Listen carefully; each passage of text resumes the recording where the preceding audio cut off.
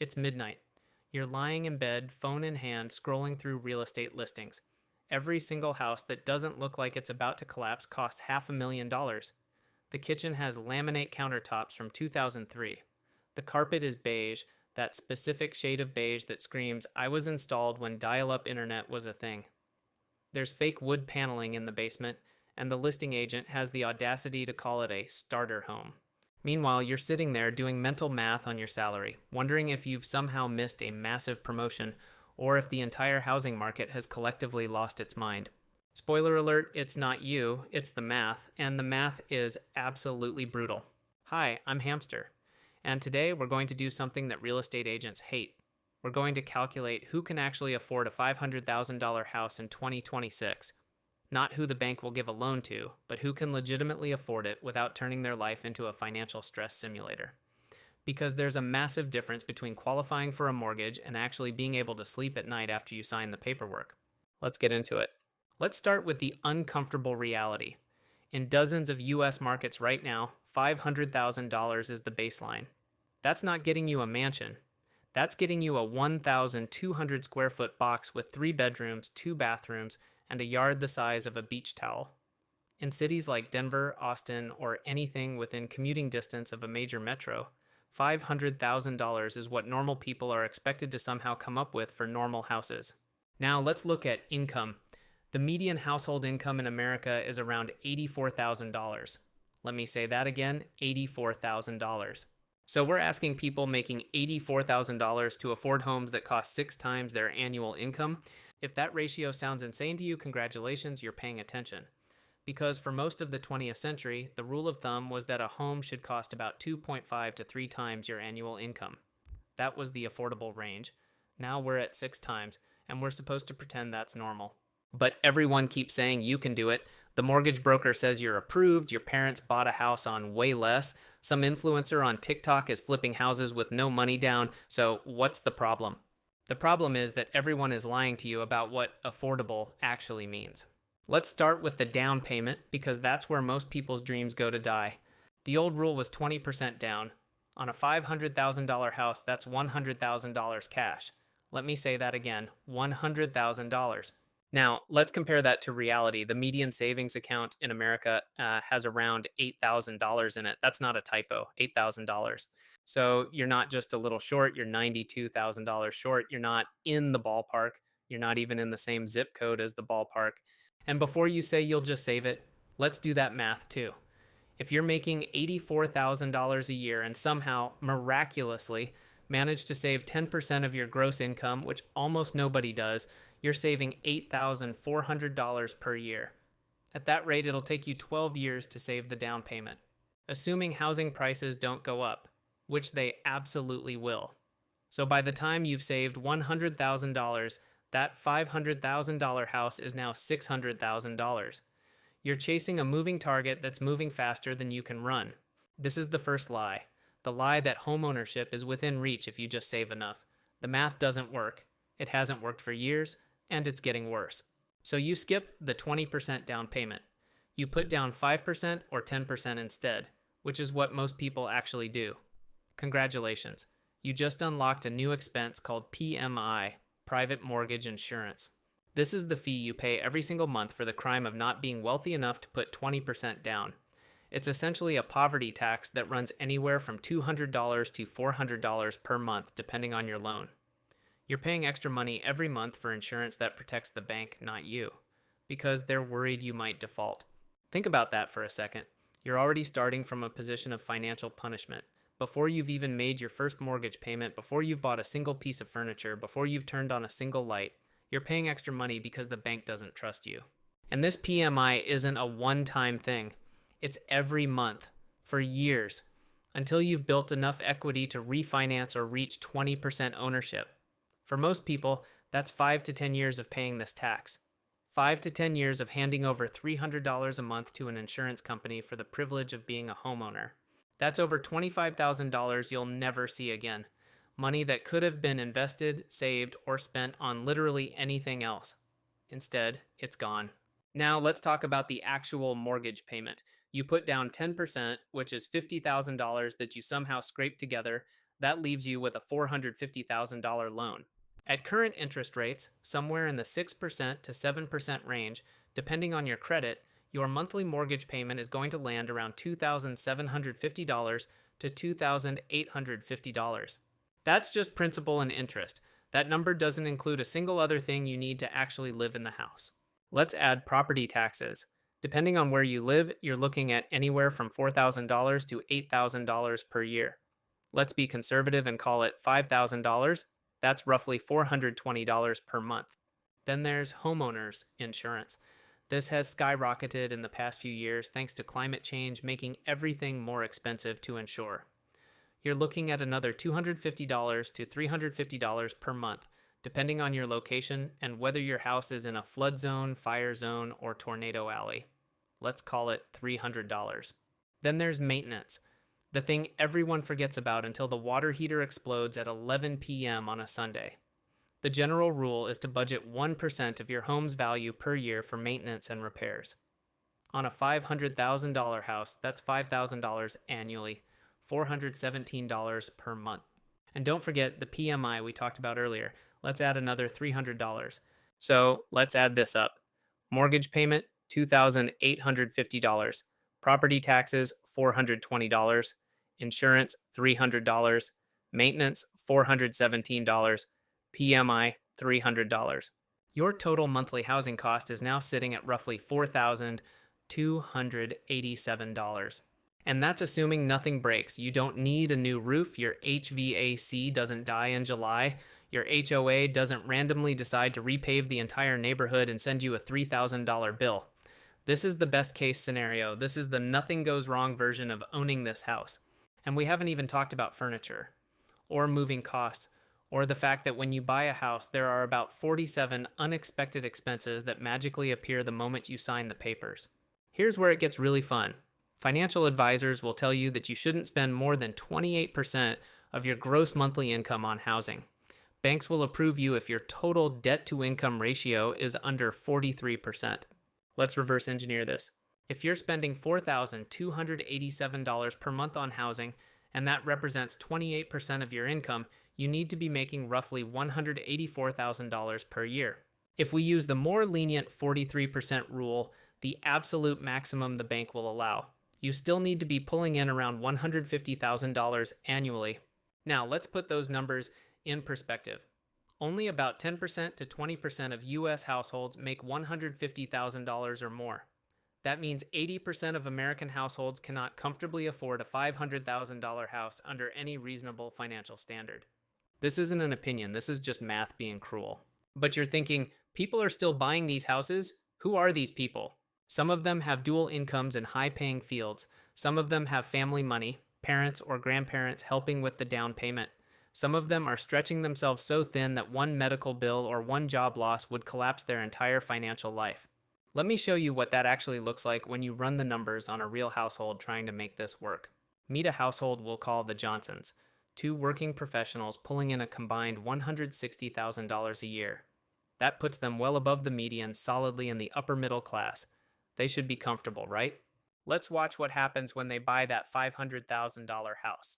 First, their gross income of $160,000 sounds impressive until the IRS shows up. After federal taxes, state taxes, FICA, and maybe a modest 401k contribution, they're taking home around $9,500 per month. That's their actual money to live on. Now, subtract that $4,287 monthly housing cost. They're left with $5,213 for literally everything else in their lives. Let's keep going. 2 car payments because they both need to commute, that's $800. Car insurance for 2 vehicles, $250. Gas, nothing is walkable in suburbia, $300. Student loans, because they needed those degrees to get the jobs that qualified them for the mortgage. Conservatively, $600.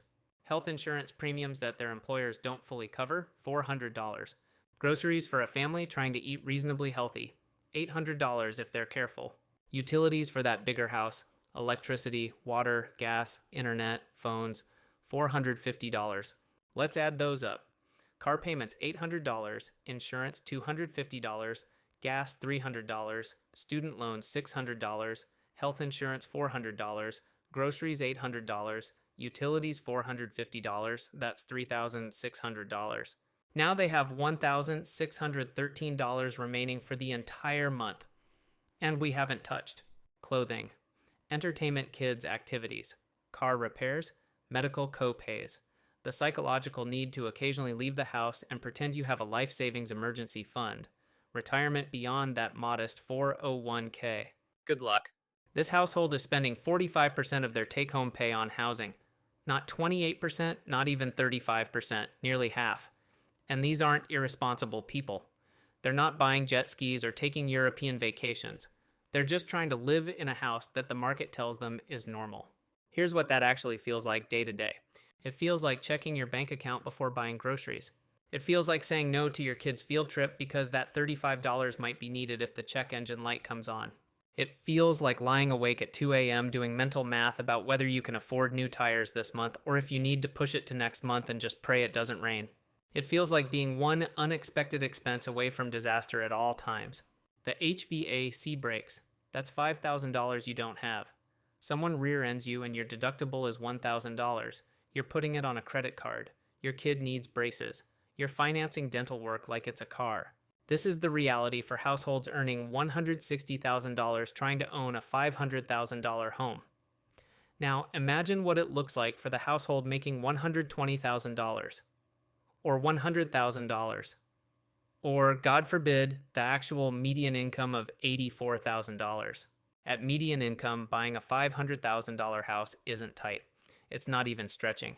It's financial fantasy.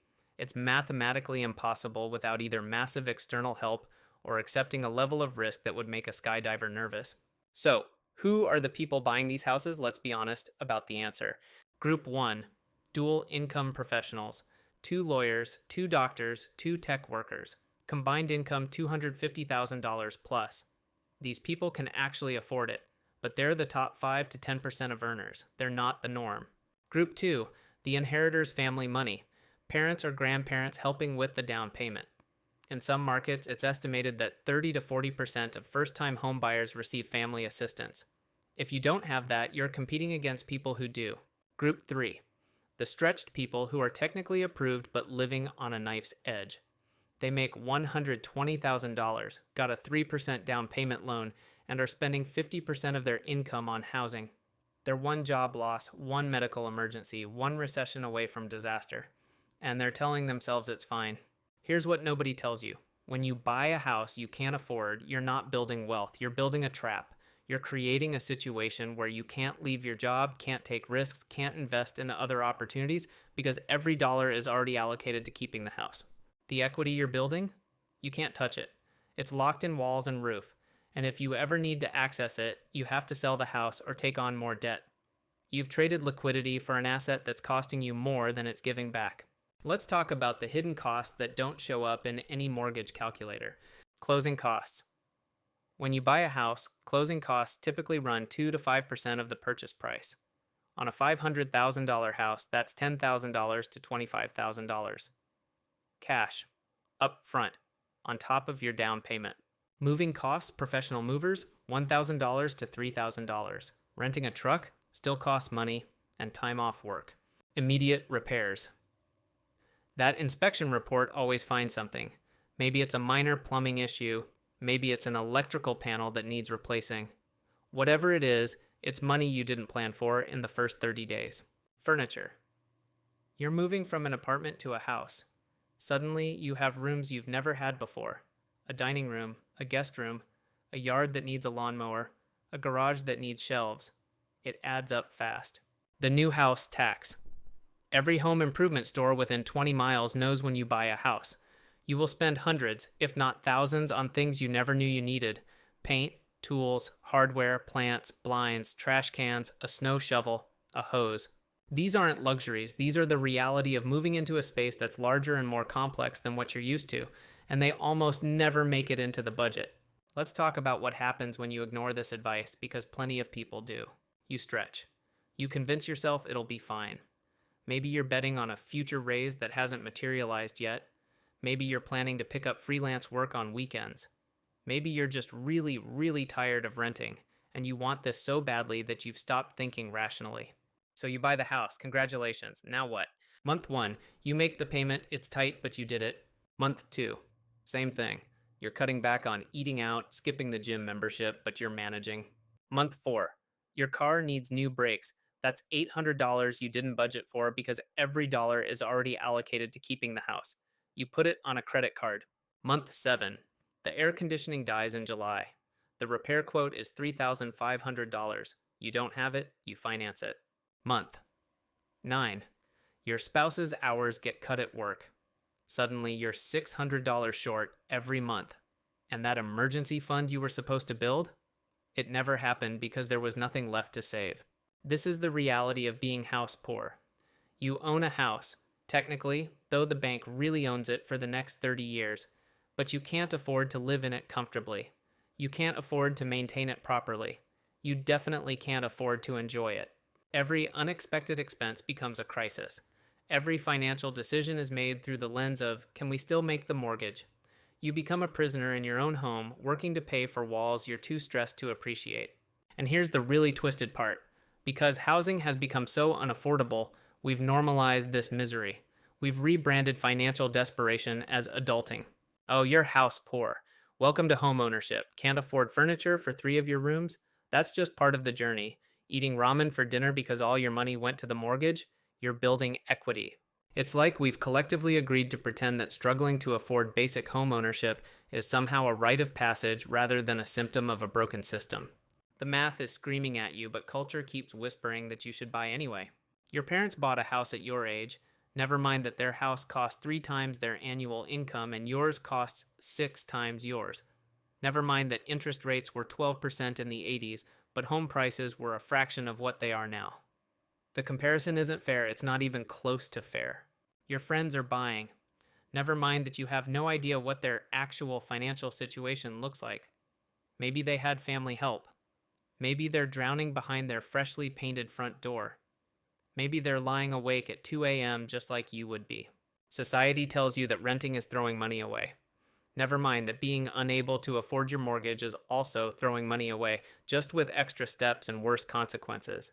So let me give you permission to do something radical.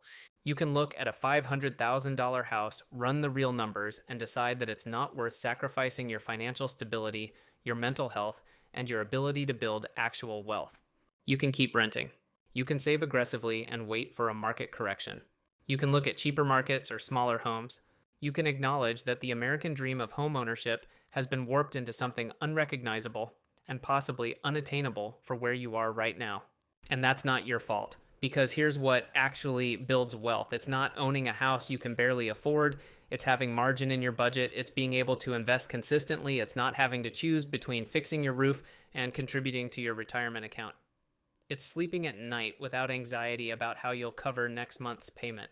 Real wealth is freedom, not equity you can't access because you're trapped by the asset that's supposed to be making you wealthy. The financial industry has done an incredible job convincing people that home ownership is always the right move, that buying is always better than renting, that you should stretch as far as possible because homes always appreciate, but they're selling you a product. The bank makes money on your 30-year mortgage. The real estate agent makes money on the sale price. The insurance company makes money on your policy. The title company makes money on your closing. The home inspector makes money on your inspection. The appraiser makes money on your appraisal. Nobody in that equation makes money when you say, "No thanks, this doesn't work for me." So, if you're sitting there right now feeling priced out, feeling like home ownership is slipping away, feeling like you're failing at some fundamental adult milestone, I need you to understand something. You're not failing, the system is failing you.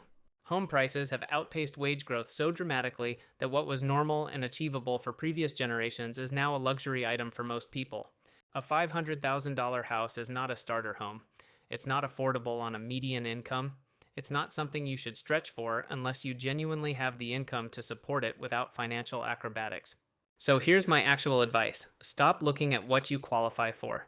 Start looking at what you can genuinely afford without turning your life into a financial tightrope act. Find the number where you can, pay the mortgage, handle the maintenance, save for emergencies, invest for retirement, and still occasionally remember what it feels like to not be stressed about money. For most people, that number is nowhere near $500,000. And that's completely fine. You're not less successful because you're being realistic. You're not failing at adulthood because you refuse to financially drown yourself for granite countertops in a yard the size of a beach towel. You're just doing math that apparently nobody else wants to do. The housing market will keep pretending these prices make sense. Banks will keep approving loans that shouldn't exist. Real estate agents will keep telling you it's a great time to buy. But you don't have to participate in collective financial insanity just because everyone else is. Sometimes the smartest move is recognizing when the game is rigged and choosing not to play. You're not a hamster. You don't have to keep running on a wheel that's going nowhere. You can stop. You can look at the numbers. You can make a decision that actually serves your life, not someone else's commission check. If this video helped you see the math behind the $500,000 house, hit subscribe. Share it with someone who needs to hear it. And remember, the goal isn't to own a house at any cost. The goal is to build a life you can actually afford to live. I'm Hamster. See you in the next one.